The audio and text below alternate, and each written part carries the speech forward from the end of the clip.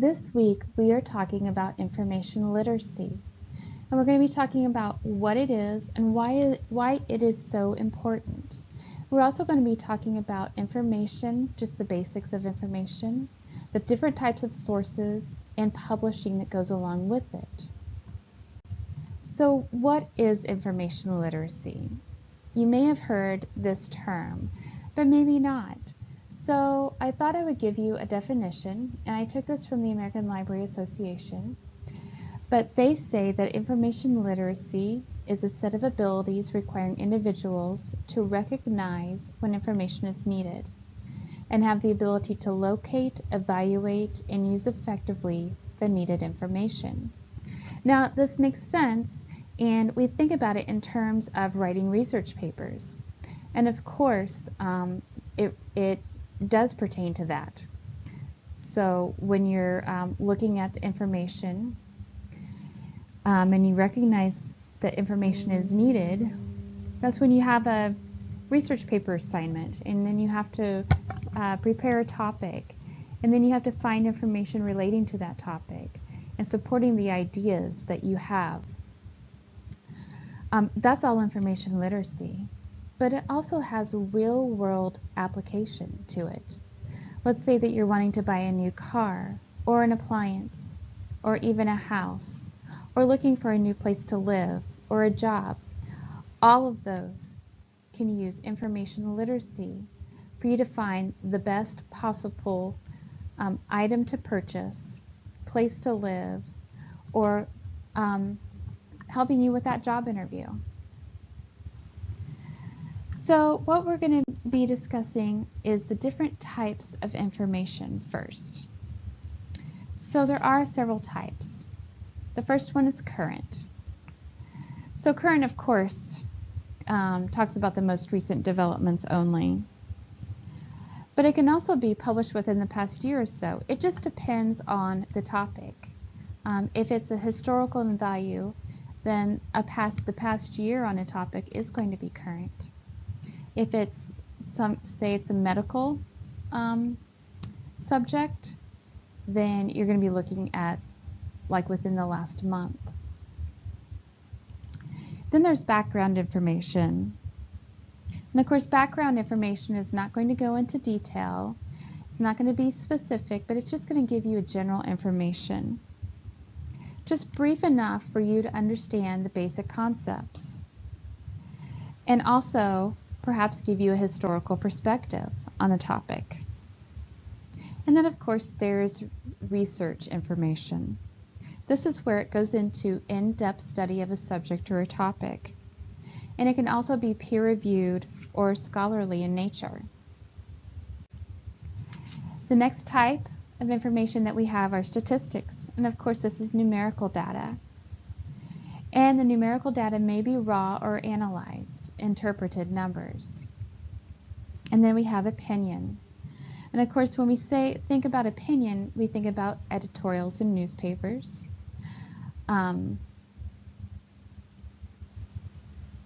We also have a judgment by a person, a bias used to sway opinion of reader. So all of those make up the different types of information that is out there. Now, if we talk about publications, publications is where you would find that information. And we're going to be talking about each one of these in more detail. So let's look at books. Books can provide an in-depth treatment of a topic or aspect of a topic. It can also provide a broad overview or historical perspective of a topic. So you can use books in both a research or a background information. However, information in books may not be as timely as found in periodicals. The next type of information is government documents. Government documents publications, of course, are published under the authority of a government agency. They can be considered a primary source of material, and we'll go into more information about what primary and secondary material sources are. They can also be produced at a local, state, or at the federal government levels. And of course, the majority of government documents are found online and are updated in a timely manner. Another type of a publication are journals. And journals can run the whole gamut. They can be scholarly, they can be research, they can be peer-reviewed, refereed. They are written to present results of research or a thorough study of a topic. These are the kinds that you would want to choose when you're doing a research paper. They usually contain fewer, if any, advertisements of popular magazines. The articles are very lengthy, and they are authored by the person or persons doing the research. And when they're published, they may have been evaluated by an editorial board or experts in the same field as research is written about. And of course, sources of information are always indicated in some manner. So that means that you're going to be finding footnotes, bibliography page, works cited, somewhere where they have gotten the information. And of course, they may contain charts, tables, or graphs, and they are usually published monthly or quarterly. Another type of publication would be a trade publication. And these publications are written for a specific profession or trade. And they are written by members of the profession or trade.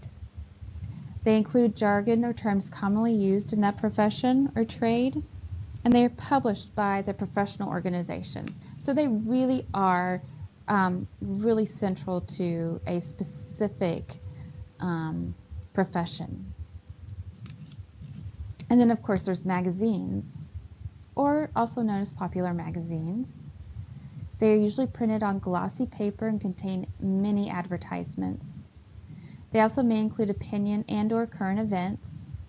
The articles are usually short and they're very newsy, and they do not include bibliographies, and they are published very frequently.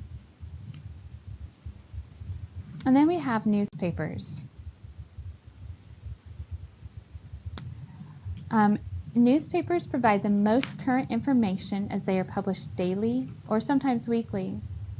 They are not considered scholarly since it is intended to communicate news rather than look in depth.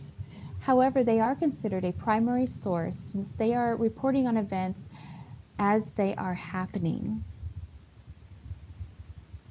And they are short, concise information. So once again, they don't go into in-depth, but it's a really great resource to get some background information, to get primary information, to know exactly what's happened at the time it was happening. And then of course you have the internet. It offers a variety of information. Anything that you could think of. Includes sources from current historical research, secondary, primary sources. Of course, the currency, while they can be very current, it really depends upon the author of the page or the site. And then, of course, the accuracy and the authority are always in question when it comes to the internet. So, looking at all those different types of information and all those different types of publications, what information would be considered research worthy? Well, if you look at here, I've got a little table here, and I've got the dark blue that's best, the light blue that's acceptable in some cases, and then the white that's do not use. So for books, they're going to be great for background and for research, and then in some cases current information. When we're looking at journals, you're going to want current and research, and then sometimes background, statistics, and opinion. Magazines, they're going to be current and opinion for the most part. Same way with newspapers. And then with magazines and newspapers, you might get some background information. Very rarely research, but it might be acceptable in some cases, and then some statistics.